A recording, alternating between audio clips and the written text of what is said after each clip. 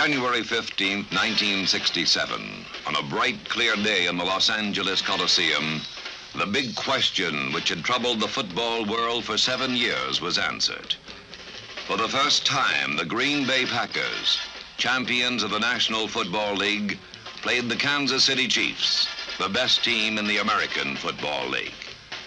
The game was the first concrete evidence of the merger of the two leagues, and it was played for the highest stakes ever, $15,000 per man for the winning players.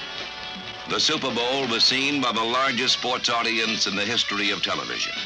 65 million people watching the broadcast on 2 networks.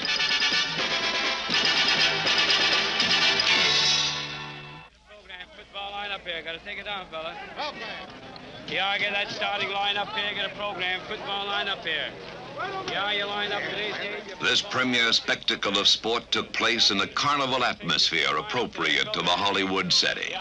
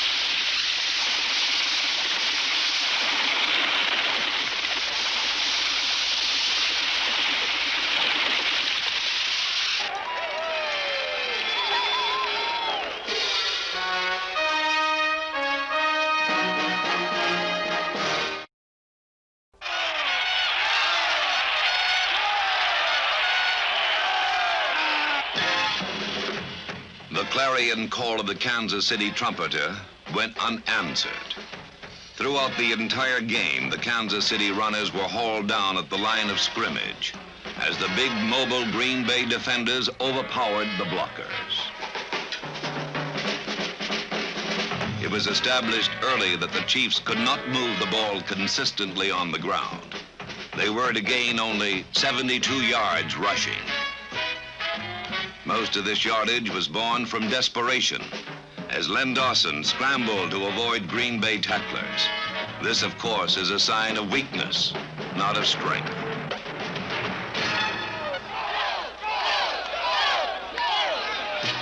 With their ground game choked off, the Chiefs took to the air.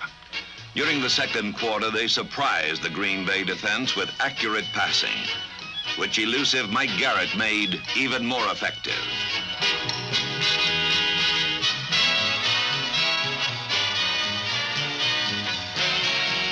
The play-action pass was quarterback Len Dawson's most useful weapon.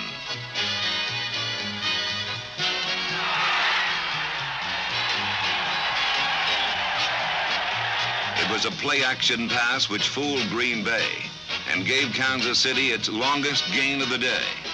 It's Dawson to Otis Taylor for 31 yards. The fullback's fake is the key to the play-action pass.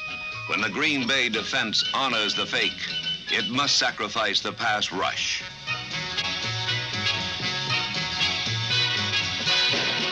With no pressure on him, Dawson has ample time to find a receiver.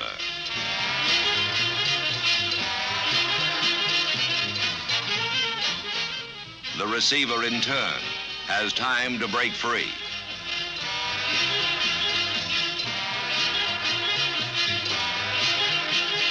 Another play-action pass. Dawson to Curtis McClinton gives Kansas City its only touchdown.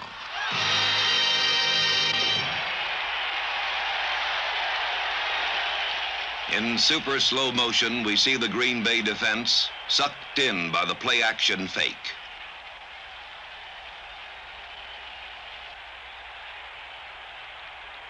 The fake is so convincing that Dawson has his choice of 2 receivers.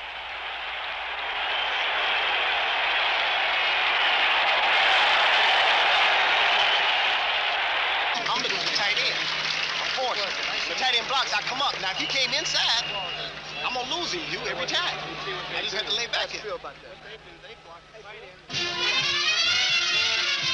Now the Green Bay defense ignores the faking backs to concentrate on Dawson.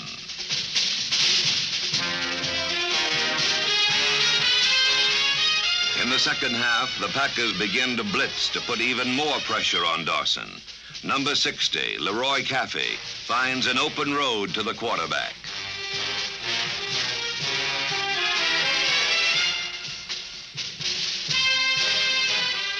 The Green Bay front four is relentless. Dawson learns the hard way what NFL quarterbacks have known for years.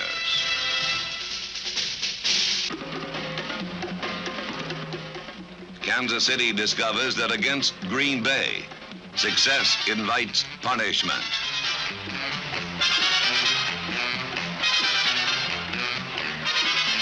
As the pass rush hurries Dawson, the task of the Green Bay defensive backs becomes easier.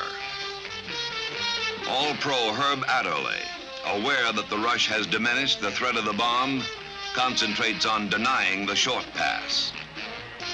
With his receivers covered short and long, Dawson tries to stall the rush with a screen pass, which dies on the long reach of Bob Brown.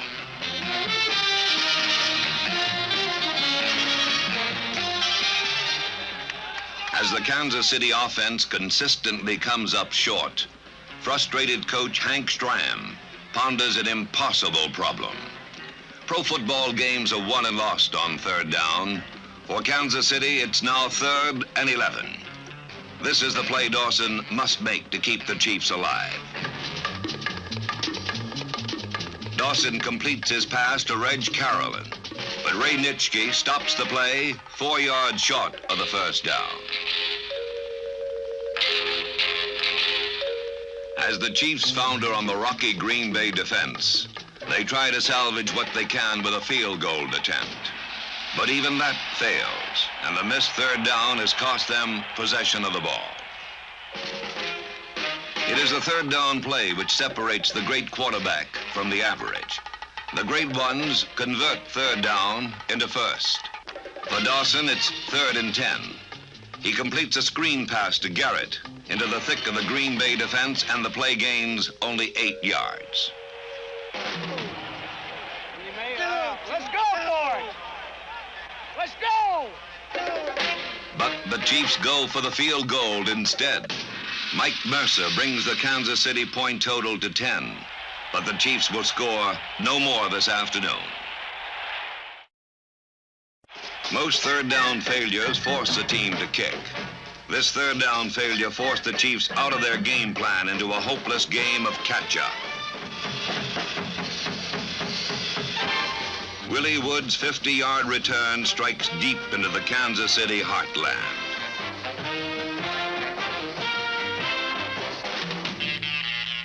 This fatal third down failure was the child of frustration.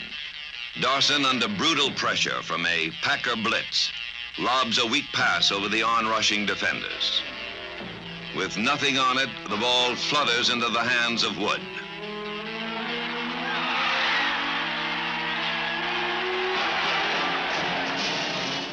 If there was one play upon which the game turned, this was it.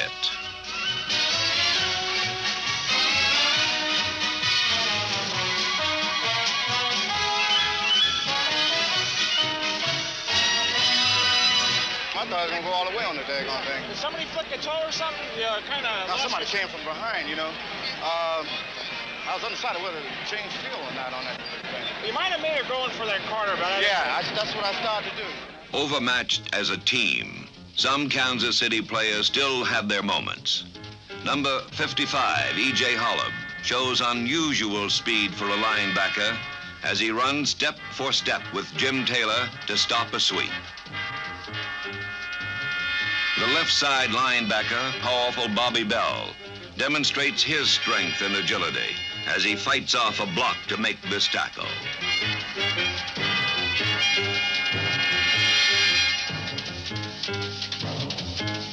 In the circle, tackle Buck Buchanan knocked back 2 steps at the moment of impact, still with persistence and good pursuit, manages to wrestle Jim Taylor to the ground.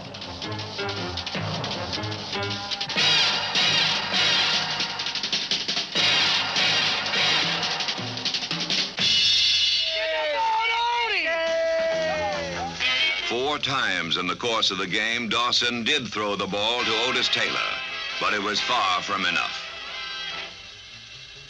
The timing was faulty on Dawson's first 2 passes to Chris Burford, his other top receiver. Both balls were caught dramatically, but out of bounds. However, Burford is a fine end. He caught 4 passes for 67 yards to lead the Kansas City receivers.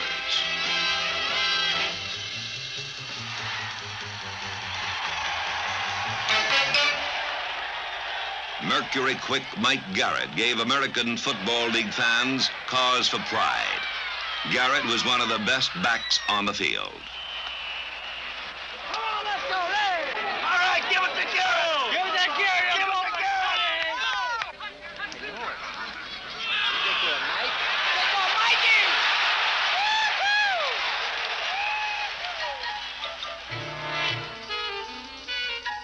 When they did give the ball to Garrett, he brought the fans to their feet with skittering stop-and-go runs through the Green Bay defense.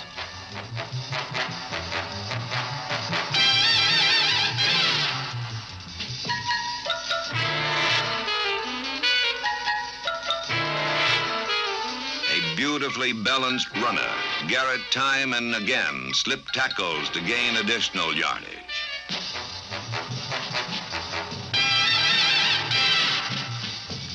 Mike Garrett is a complete player. He blocks. His fakes were so convincing, but often he was tackled when he did not have the ball.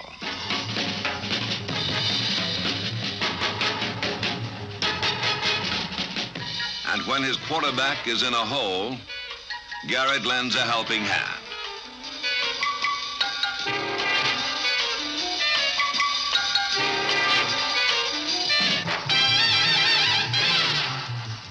Above all, though, Mike Garrett is a great natural runner.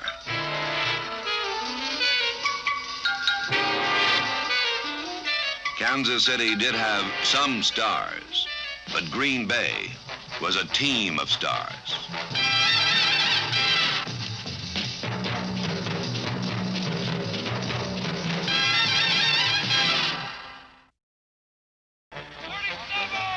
On the 3rd play of the game, Green Bay lost one of its stars when Boyd Dowler suffered a separated shoulder. He was replaced by 34-year-old Max McGee, the unlikeliest star of the afternoon.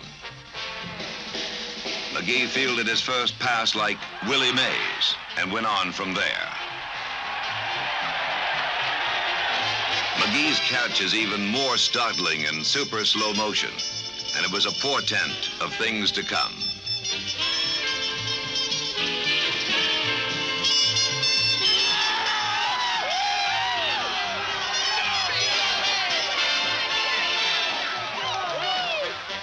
The crafty Green Bay veteran used his 11 years of NFL experience over and over to take advantage of the young Kansas City cornerbacks.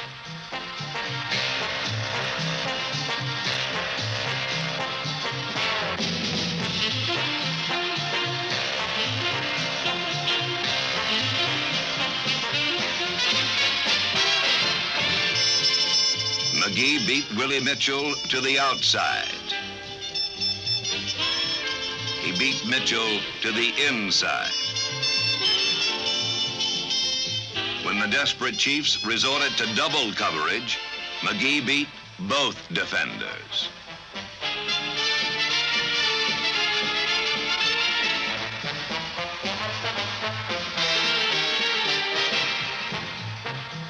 Although he had caught only 4 passes during the entire NFL season, on this vital afternoon, McGee caught 7 passes for 138 yards and 2 touchdowns.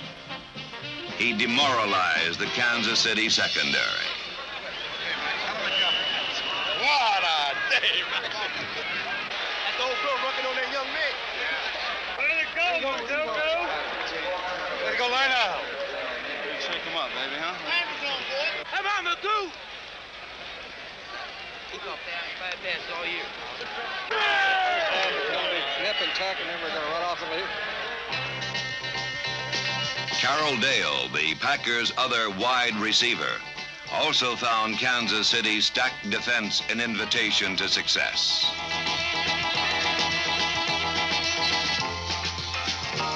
Dale gratefully accepted the short passes conceded by Mitchell, who was deathly afraid of the bomb.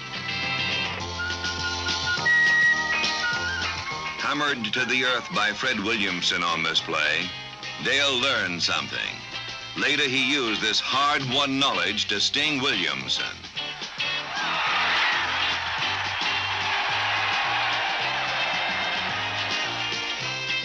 After the Green Bay Bombers laid open the Kansas City defense, Packer runners ran through the wounds.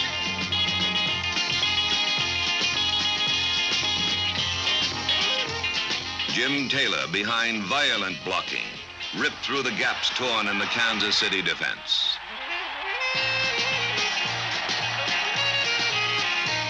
On that last touchdown, Max McGee's chain reaction block piled up Kansas City's stacked defense.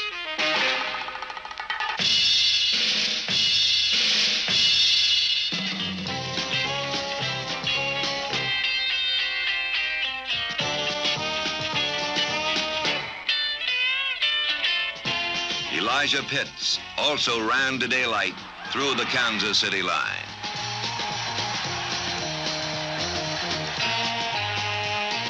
On that touchdown, you can see the savage charge of the Green Bay offensive line. Fleming, Skoronski, and Thurston wipe out the tiring Kansas City defenders.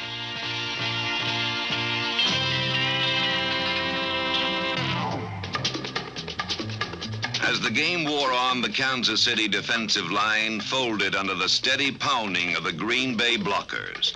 The holes gaped wider, and the Packer runners dug deep into the soft underbelly of the Chiefs.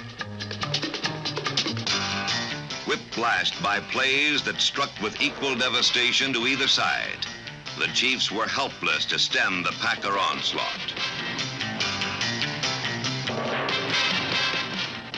Finally, Elijah Pitts applies the coup de grace. Andy? Where's Andy?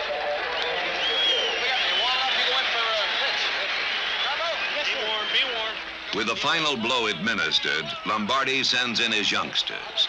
In 3 minutes, rookie Donnie Anderson outgained any Kansas City back. On this play, his powerful stride accidentally lays out Fred Williamson. You know who got hurt? The hammer. The hammer. That stuff, they nailed the hammer. Hey, Slap, the hammer got it. Really? Get him, get him, get him. Time out on the field. Quarterback Bart Starr was the architect of the Green Bay victory. On the Packers' first series, while his blockers were adjusting, Starr was harried by the Kansas City rush, but he never lost his poise.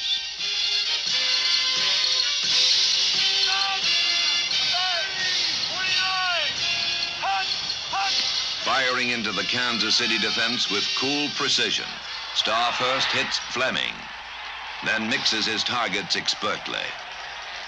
On this march, he finds Pitts.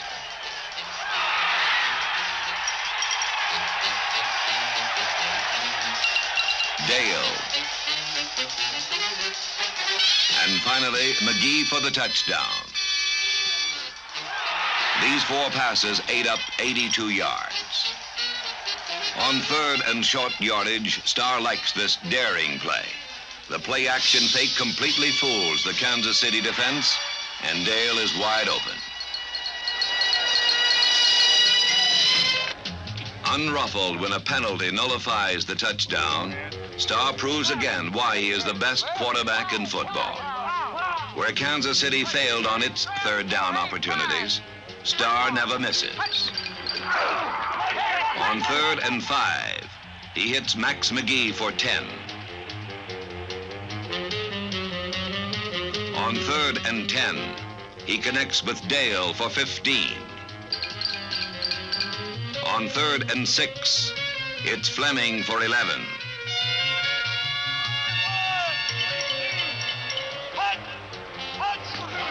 On 3rd and 7, Starr finds his 4th different receiver, Elijah Pitts, for another first down. A magnificent performance earns Bart Starr the game's most valuable player award. For the first time in 7 years, Vince Lombardi's Packers, 35-10 victors over Kansas City, can claim an indisputable world championship. In this superb spectacle of a sport, even the losers can find some satisfaction. I thought we played well the first half, and I thought we got off to a good start the second half. But I think the interception on the 3rd and 5 situation seemingly changed the personality of the ball game. Starr, I thought, was just terrific all afternoon at picking up the big 3rd down play. They have good people. We had good people. We didn't play our finest ball game. They played well. I think Max McGee probably had the best football game he's had in the last 10 years. Of course, I don't know what their game plan was, but it's very evident that they were working on our left side. Back to cornfields, huh? On another day, in another year, it will surely be the turn of the AFL. But this spectacle of a sport belonged to Green Bay.